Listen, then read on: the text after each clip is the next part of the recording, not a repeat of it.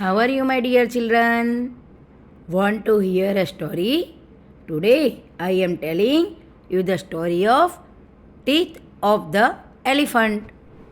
Once a hungry mouse found a small nut. He tried to eat it, but his tiny teeth could not cut into it.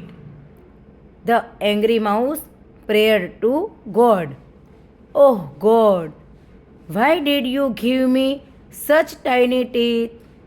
I have food, but I cannot eat. Then he heard God's voice.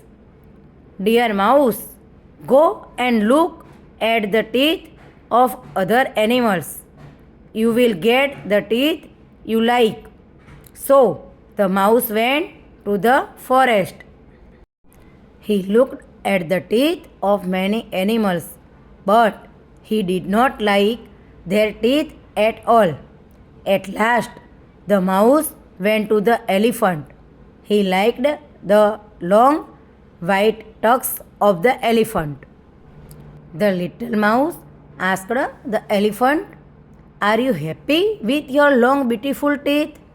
The elephant replied, "These two long tusks are just for display.